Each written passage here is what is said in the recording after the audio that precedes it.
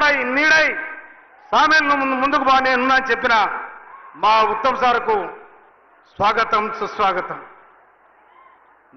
నేను కాంగ్రెస్ పార్టీలో చేరడానికి నా కండువ కప్పి ఆహ్వానించిన మా నల్లగొండ జిల్లా ప్రథమ సింహం గౌరవనీయులు కోమటిరెడ్డి వెంకరెడ్డి గారికి స్వాగతం సుస్వాగతం.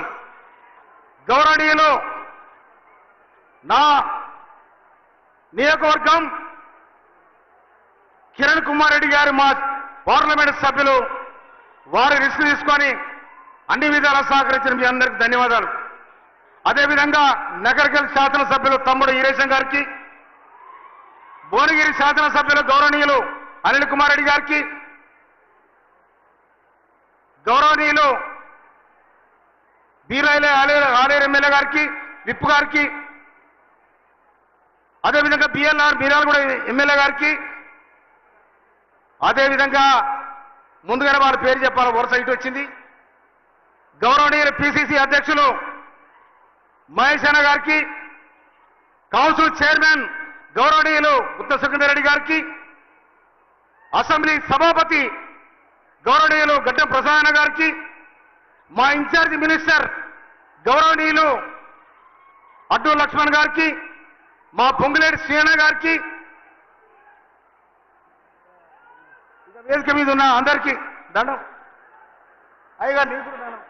మా అద్దెకి దయాకర్, మన మహబాదు ఎమ్మెల్యే అన్న, ఎంపీ గారు అన్న, వేణన్న వేం నరేందర్ రెడ్డి అన్న, వేదిక మీద ఉన్న మన బాలనాయక్ గారికి, అదేవిధంగా డోర్నకల్ ఎమ్మెల్యే విప్పు ఇప్పుడు డిప్యూటీ స్పీకర్ రామచంద్ర నాయక్ గారికి, వేదిక మీద ఉన్న నా మండల పార్టీ అధ్యక్షులు, మండల స్థాయి నాయకులు, మార్కెట్ కమిటీ చైర్మన్లు, మాజీ చైర్మన్లు, మాజీ సర్పంచులు, మాజీ ఎంపీటీసీలు, మాజీ జెడ్పీటీసీలు, అక్క చెల్లెలకు అన్నదమ్ములకు నేను హృదయపూర్వక స్వాగతం పలుకుతా ఉన్నాను.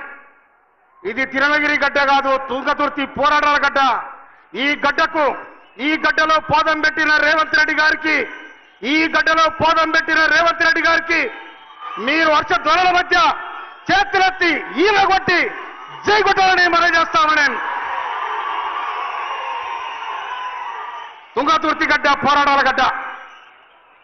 మొట్టమొదటి రజాకారులను జరగడానికి చెన్నుగాని పట్టిన మనగాడు బిఎన్ రెడ్డి గారు, స్వరాజ్యం గారు, మారోది ఈరణ గారు, సౌకర్యలమ్మ గారు, దొడ్డి కుమరయ్య గారు, నల్ల నరసింహ గారు. ఆనాడు తెలంగాణ సాయుధ పోరాటంలో ముందు వరుసలో ఉండి కొట్లాడే వాళ్ళు వీళ్ళంతా వీరులు. ఆ గడ్డకే అందుకనే ఢిల్లీ కోటలో నల్లగొండ జిల్లాకు ఒక ఎర్రని గుర్తుండదని కూడా చెప్తున్నారు. కానీ ఈనాడు పోయిన గవర్నమెంట్లో 2019లో నిర్ణయం జరిగింది. 2019లో రేవంత్ రెడ్డి గారు ఎప్పుడైతే మల్కాజ్గిరి నుండి ఎంపీగా గెలిచిండో ఆనాడే తెలంగాణ ప్రజానికం నిర్ణయానికి వచ్చింది. ఖచ్చితంగా బొందలగడ పార్టీ బీఆర్ఎస్ పార్టీని బొందబెట్టాలి, రేవంత్ రెడ్డి గారిని ముఖ్యమంత్రి చేయాలని కూడా ఆనాడు డిసైడ్ అయింది. అందుకోసమనే పేరు చెప్పి ఒక ఉదాహరణ చెప్తా. నేను రేవంత్ రెడ్డి ముఖ్యమంత్రి గారు చెప్పే ముందు ఆరుట్ల రామచంద్రరెడ్డి తెలంగాణ సాయుధ రైతాంగ పోరాట యోధుడు, మోత్కూరుకి గడ్డమమీన్ ఆనాడు కమిషనర్ గడ్డమమీన్ ఆదేశం ఇచ్చినట, అరే ఆరుట్ల రామచంద్రరెడ్డి గారు ఎక్కడున్న పట్టుకురావాలని కాల్ చంపాలని.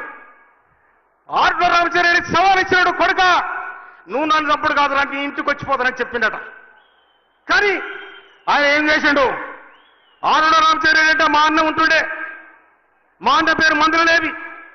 అరే లేవి 2 కొరమడలు చేపలు పట్టుకరా, బెస్తల దగ్గర బుట్టి తీసుకురా, ఆ బుట్టే ఆ కొరమడ వేసుకొని రా అని ఆ బుట్టి తెచ్చినాక ఆరుట్ల రామచంద్రరెడ్డి బెస్ట్ వేసి వేసుకొని చేపలను కూడా కూతేసుకొని పోతే ఆ గడి మీద ఉన్న అక్కడ ఉన్న గడ్డమమీని భార్య బులా చూసుకో అని చెప్తే పోయి ఆ జగ్గలు కొర్రమడకున్న జగ్గలలో ఉత్తరం రాసి పెట్టినట.